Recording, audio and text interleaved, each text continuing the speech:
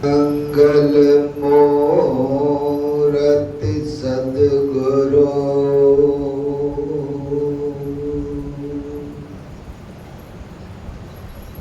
मिलवै सर्वथा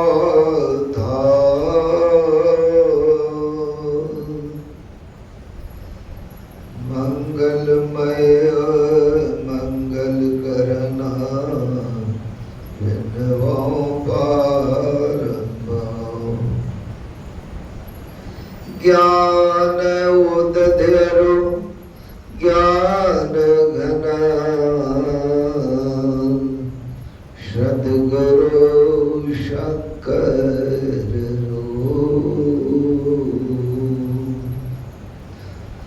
नमो नमो बहुबारहि सकल सुपूजन हो।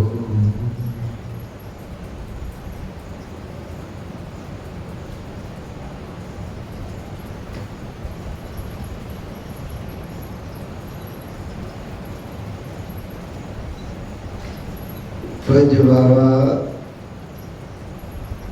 सत्संग प्रेमी सज्जनों, भक्तिमती माताओं बहनों,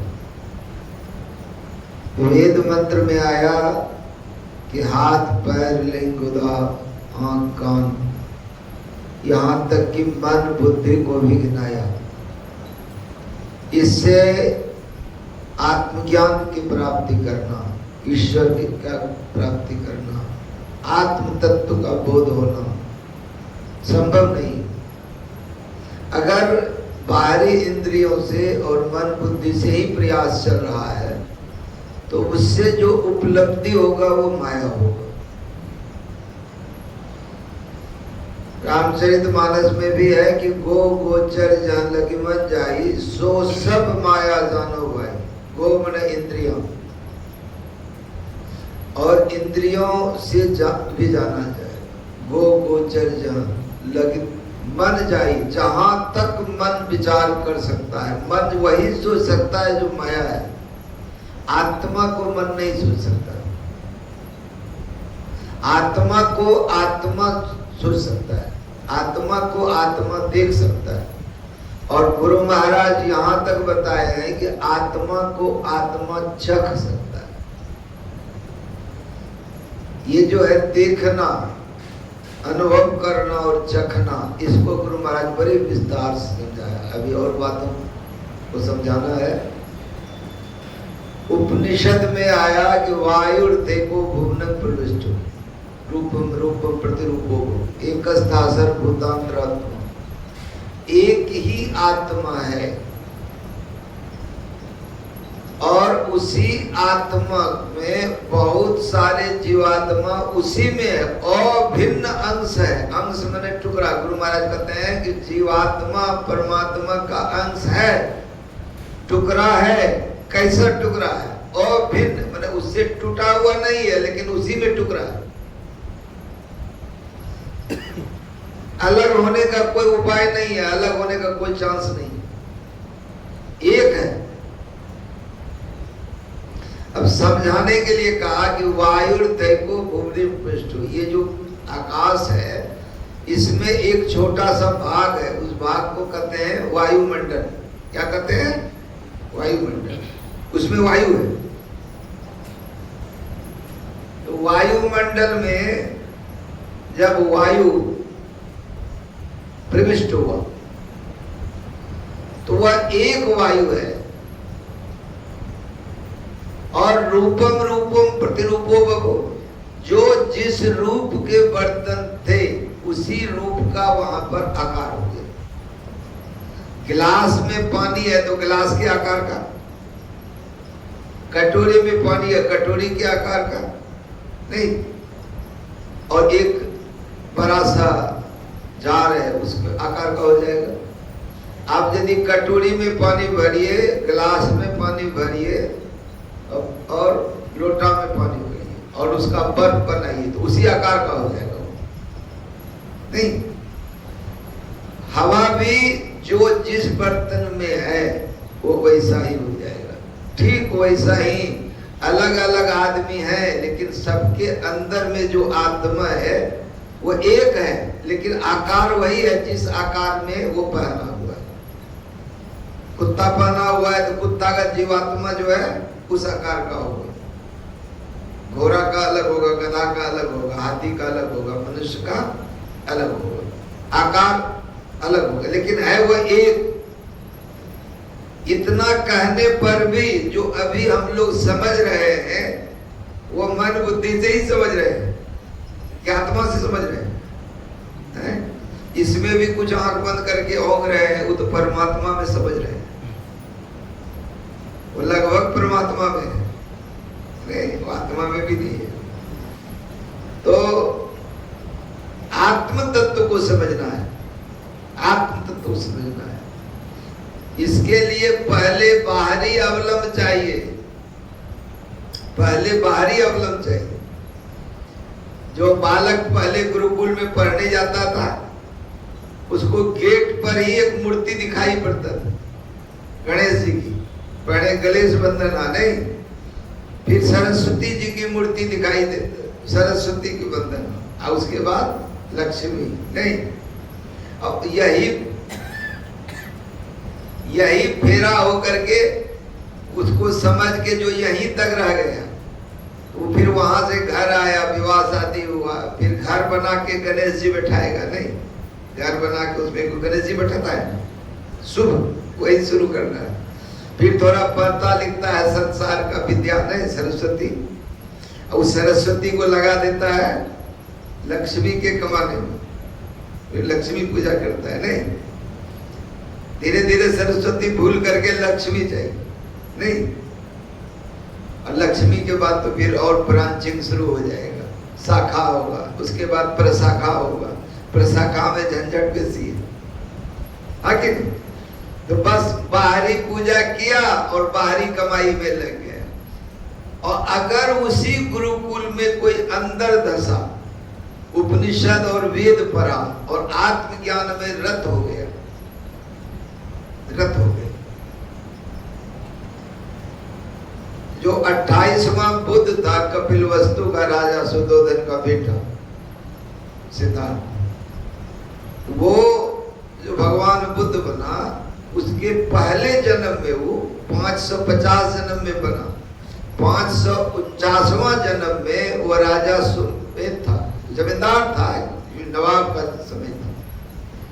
तो उस समय वो बहुत संपत्तिमान था और गुरुकुल गया पढ़ने के लिए, और इतना मन लगा और इतना पढ़ने लग गया कि वो 25 साल तक पढ़ते रह गया। वो इधर उसके माँ बाप मर गए, धन संपत्ति उसका मंत्री वगैरह चला रहा था, जो कर्मचारी, और उसको इतना ज्ञान प्रखर हो गया वो, वहां से लौट के जब घर आया तो 2 दिन के अंदर अपने सारे सामान को प्रजा में बांट दिया, टोटल बांट दिया, घर भी दे दिया, कुछ नहीं रखा, और खाली हाथ वहां से निकल के जंगल चला गया। कितना वैराग्य, कितना ये ज्ञान है, कि आत्मज्ञान से नीचे कुछ भी हमको मान्य नहीं होगा। आत्मज्ञान के नीचे हम कुछ भी प्राप्त नहीं करेंगे। सीधे क्या प्राप्त करेंगे? आत्मज्ञान नहीं। और यहां पर सीधे आत्मज्ञान नहीं हो सकता है, सबसे पहले परिवार में रिवोल्ट हो जाएगा, नहीं, युद्ध छूट जाएगा।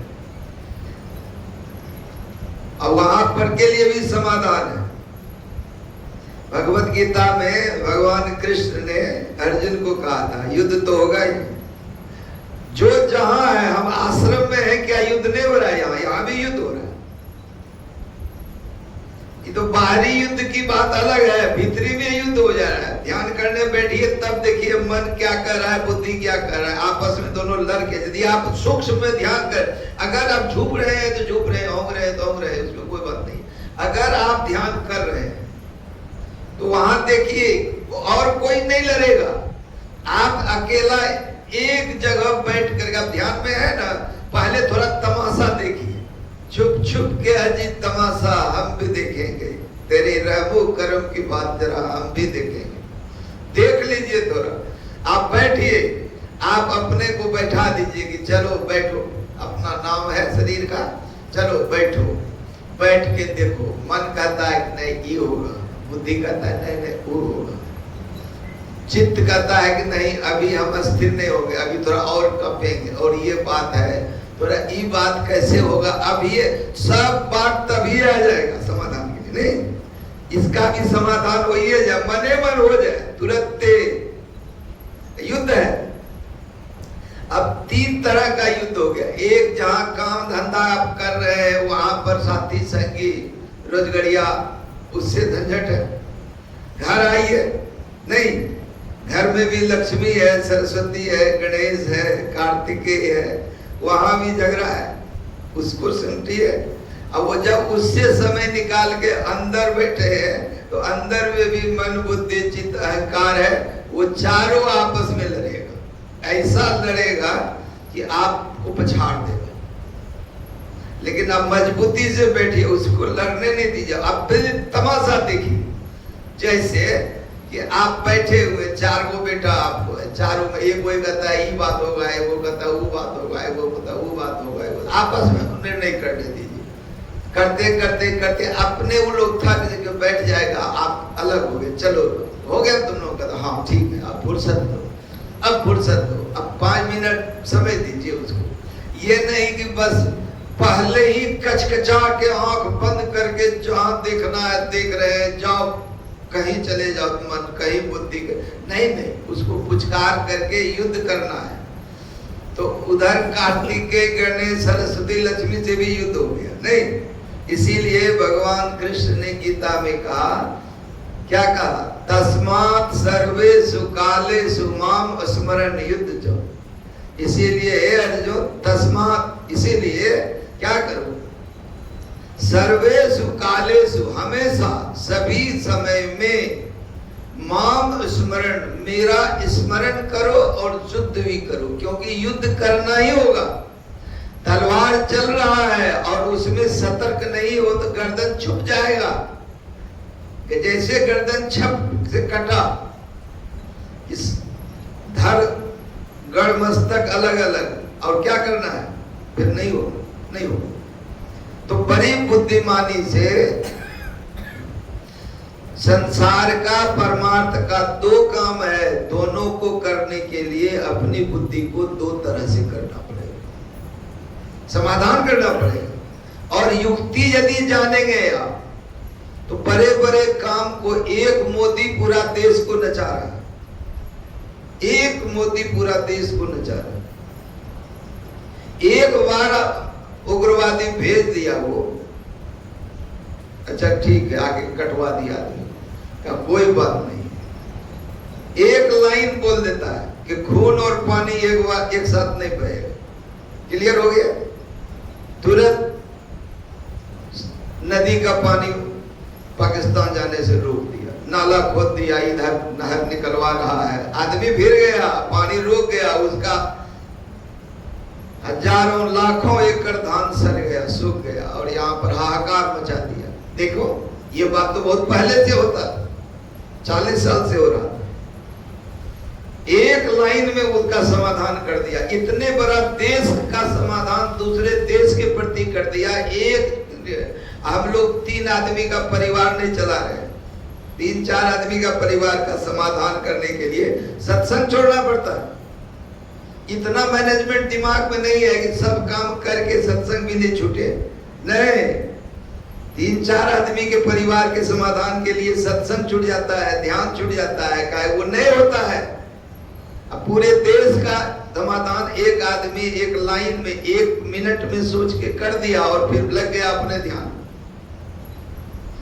जो जितना बड़ा होता है वो उतनी युक्ति से अपना काम कर देता है। एक कलेक्टर जो काम करता है, वीडियो वही काम को नहीं करता है ब्लॉक पर, पंचायत मुखिया में ही होता है। तो इस तरह एक घर का मुखिया आप हैं, घर को संभालने के लिए आपको अलग से 1 घंटा समय निकाल के इसको दीजिए, तब 2 घंटा ध्यान कीजिए। और और ध्यान के समय घर के झंझट को सोच रहे हैं, घर का झंझट जब है तब सोच रहे हैं कि ध्यान ही करते अभी तो बढ़िया तक किस झंझट में फंसे हुए, नो आपका ये हो रहा है नो आपको वो हो रहा है, समय का बंटवारा नहीं कर पा रहे। जो आदमी यहाँ ओंग रहे हैं वो ध्यान में बैठने के समय भी ओंगते होंगे। क्यों? कि वहां भी समाधान नहीं है, वहां भी जद्दोजहद है। जो नहीं सोचने का वहां सोच रहे हैं, जो यहां सोचने का वो वहां सोच रहे हैं। इसीलिए बाहरी इंद्रियों से, 5 कर्मेंद्रियों से, 5 ज्ञानेंद्रियों से और 4 अंतःकरण मन बुद्धि चित्त अहंकार, इन चारों से यदि कुछ आप आत्मज्ञान के रास्ते में सहारा खोज रहे हैं तो ये आप गफलत में हैं, तब आपको माया ही मिलेगा। आप ब्रह्म की ओर नहीं जा सकते, आत्मा की ओर नहीं जा सकते, आत्मज्ञान नहीं प्राप्त कर सकते, क्योंकि आत्मा सर्वसमर्थ है।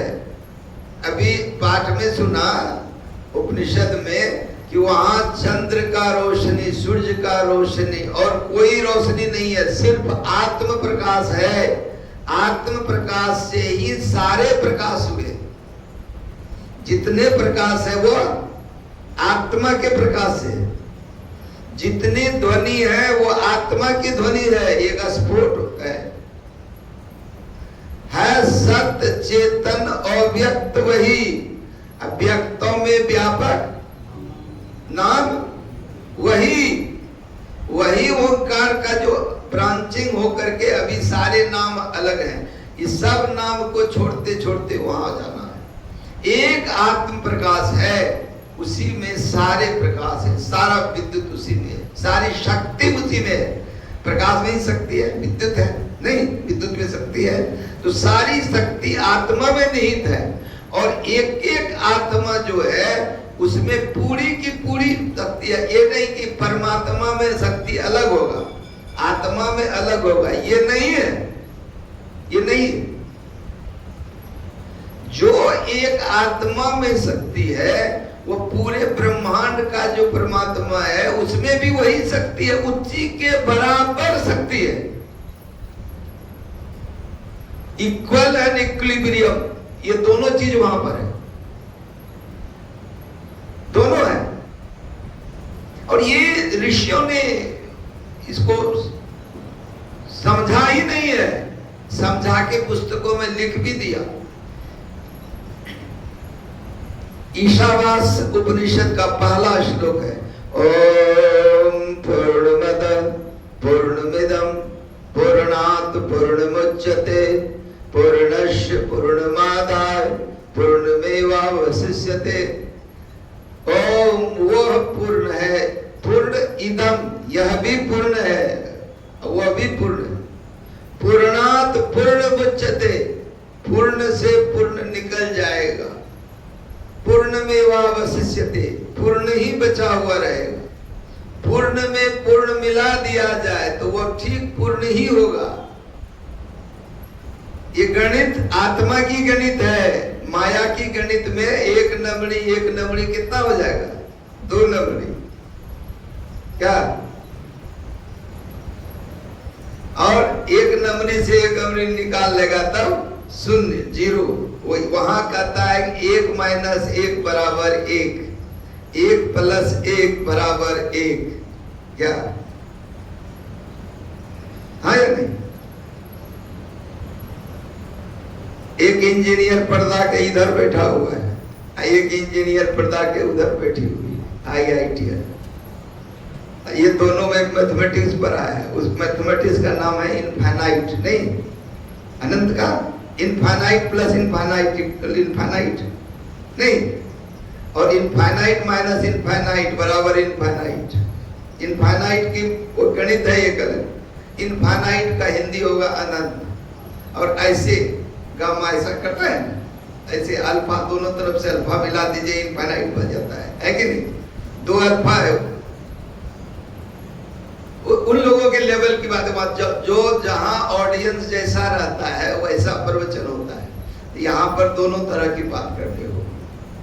इंटेलेक्चुअल की बात भाषा अलग होता है, अब देखिए, सब बात को समेट करके जो बिना पढ़ा लिखा इंसान, जो एक अक्षर नहीं पढ़ा, कबीर साहब, उनकी वाणी यहाँ भी है। ईसावास उपनिषद की वाणी कितनी ऊंचे स्तर पर पढ़ाई करने वाले लोगों, कबीर साहब की वाणी क्या है? गगन की ओट निशाना है,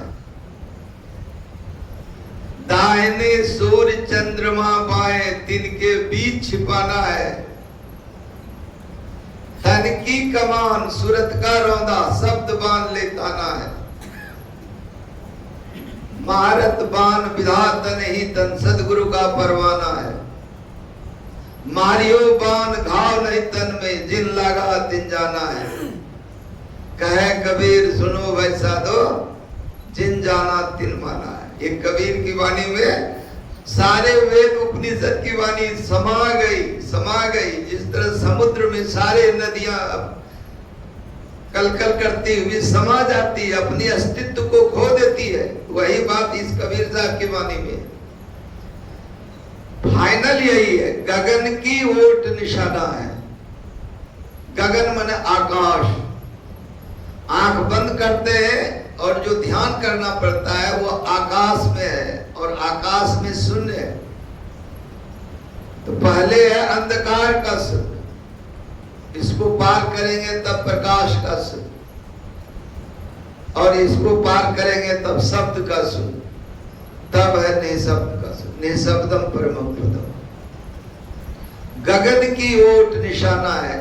गगन, ओट मतलब कहते हैं पर्दा, और निशाना है तो आकाश में, अंतराकाश में और नैना आकाश में, उसको योग हृदय कहते हैं। और वो जो जितना एकाग्र होगा, जो जितना कॉन्सेंट्रेट होगा, वो जो अंधेरा है वो अंधेरा घनीभूत होगा, ब्लैकनेस बढ़ेगा, उसका जो कालापन है वो और गाढ़ा और गाढ़ा और गाढ़ा और गाढ़ा और गाढ़ा और गाढ़ा।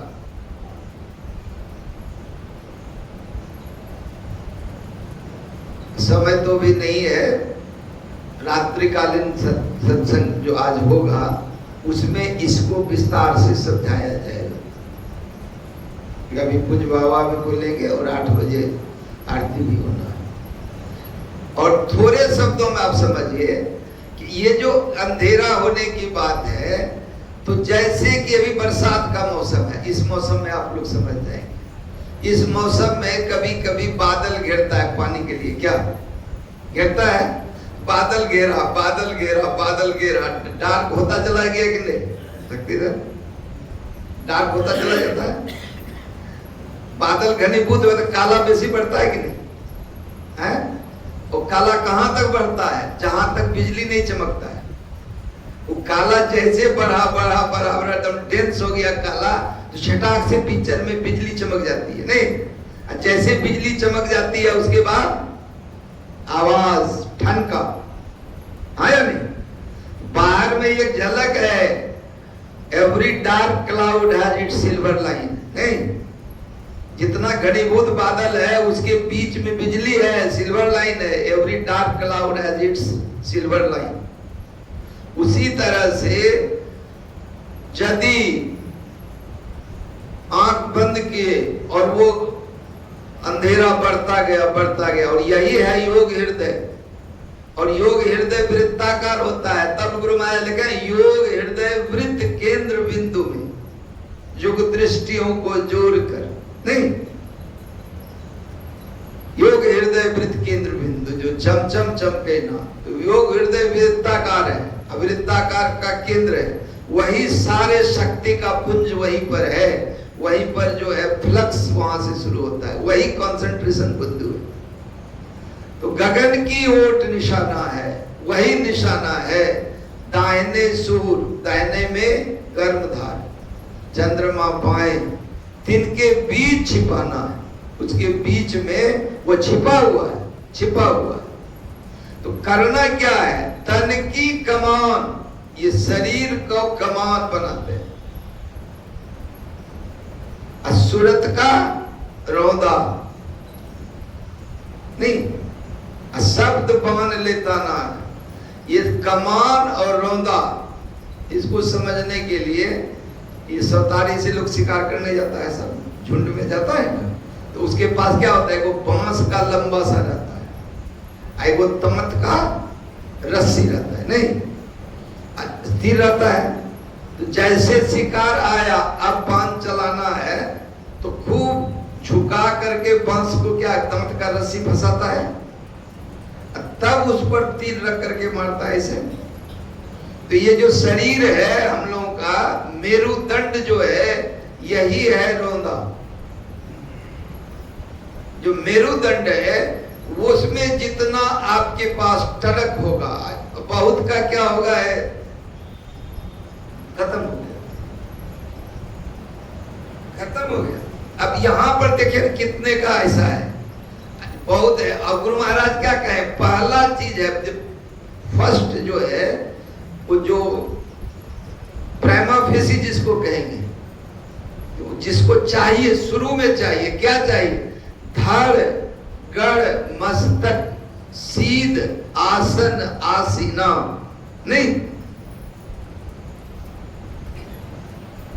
समं कायन सीरो गिरवा धार्यम अचलम स्थिरम संप्रेक्ष नासाग्र स्वंदिशास्नो अवलोकन। भगवत गीता अध्याय 6 श्लोक 13। समं कायन, काया और शरीर, धड़ गढ़ मस्तक, ये धड़ हुआ, धड़ मतलब मेरुदंड, गढ़ मतलब गला, मस्तक ये जो माथा है, ब्रह्मांड कहते हैं इसको, इसके नीचे ये क्या है, पिंड। तो पिंड और ब्रह्मांड एक सिरा में होना चाहिए, ऐसे क्यों चाहिए कि इसके अंदर में जो मेरुदंड है वो 46 हड्डी को जोड़ जोड़ के बना हुआ है, और वो जोड़ने के बाद जब सीधा होता है मेरुदंड, तब उसमें एक खोखली नली बनती है। उसी खोखली नली में 3 धार, मूलाधार चक्र से स्वादिष्ठान, मणिपुर, अनाहत, विशुद्धि होते हुए आज्ञा चक्र तक जाता है। तो ये जो 6 चक्र है, 6 चक्र मेरुदंड के बीच में है, ठीक बीच बीच में 6 चक्र है। वो क्या है 6 चक्र, ऊर्जा की अलग अलग स्थिति है, वहां पर मैग्नेटिक इलेक्ट्रोमैग्नेटिक फ्लक्स है, ऊर्जा है। वो ऊर्जा कैसा है, उसमें एक क्लॉकवाइज चलता है, एक एंटी क्लॉकवाइज चलता है, दोनों के संघर्षण से ऊर्जा होता है। तो एक पॉइंट का ऊर्जा यदि आप एकाग्र होइएगा तो वो फ्लक्स फेंक देगा अपनी ऊर्जा को दूसरे में, मूलाधार फेंक देगा वो स्वादिष्ठान में, स्वादिष्ठान का चक्र यदि वो पूरा पावरफुल हो गया तो वो फ्लक्स, वो पावर, वो इलेक्ट्रोमैग्नेटिक पावर को भेज देगा वो मणिपुर में, मणिपुर भेज देगा उसको अनाहत में, अनाहत भेज देगा विशुद्धि में, विशुद्धि भेज देगा आज्ञा चक्र में। तब ये नीचे ये पिपीलिका मार्ग है, ये ऑटोमेटिक होता है, हम लोग उसमें नहीं करते हैं। सहज योग वाले पहले इसी में दिमाग लगाते हैं, हम लोग उसमें दिमाग नहीं लगाते हैं। हम लोग क्या करते हैं, सीधे आज्ञा चक्र से विहंगम चाल, एकदम चिड़िया सीधे देखती है कि फलाने जगह जाना है, चली जाती है। और वहां पर सूरत शब्द योग का जो ख्याल है, सूरत शब्द योग वहां से पकड़ करके तब ऊपर जाते हैं, वो मीन मार्ग है। 3 मार्ग होता है, पिपीलिका मार्ग, विहंगम मार्ग और मीन मार्ग। मीन मार्ग है सूरत शब्द योग, विहंगम मार्ग है दृष्टि साधन, और पिपीलिका मार्ग है, पिपीलिका में चींटी, चींटी उड़ नहीं सकती, चल के जाती है।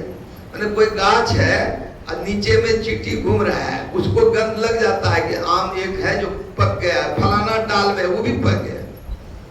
आप किचन में कहीं एक टुकड़ा या कहीं पर एक टुकड़ा गुड़ रख दीजिए, सुम के चींटी आ जाती है, या नहीं? तो उसी तरह से जो चींटी चढ़ेगा गाछ पर, उड़ के नहीं चढ़ेगा, वो पहले नीचे में, फिर तना पर, फिर गर्दन तक, फिर डाली पर, तब पत्ती के पास जाके फल खाएगी, नहीं? तो ये जो ऐसे ऐसे जा रहे हैं, तो साधक को पता लगता है चींटी चलने के कि मूलाधार चक्र का जागृत हो गया, कुंडली जागरण कहते हैं इसको, जागृत हो गया अलग अलग। तो यही है गगन की ओट निशाना है, दाहिने सूर्य चंद्रमा, बाएं दिन के बीच छिपाना है उस खोखली नली के अंदर। यह स्थूल नहीं है, ईड़ा पिंगला सुखमना सूक्ष्म शरीर का भाग है। स्थूल शरीर का भाग नहीं है ये, स्थूल शरीर में है ही नहीं है। कोई यंत्र आज तक बन जाता स्थूल शरीर में कि ईरा पिंगला सुषुम्ना के नाड़ी को नहीं देख सकता। ये सूक्ष्म है और ये सूक्ष्म शरीर का भाग है। वो उद्वेलित हो रहा है, वो जागृत हो रहा है, इसका मतलब वो सूक्ष्म शरीर की बात हो रही है। आप सूक्ष्म शरीर में आप जा रहे हैं, आप सूक्ष्म शरीर में प्रवेश कर जाते हैं। और 2 मिनट में हमने आप लोगों को सूक्ष्म शरीर में प्रवेश करा भी दिया, नहीं कराइए दिए 2 मिनट में। और करने में अगर 2-4 हजार जीवन लग जाए, क्योंकि यही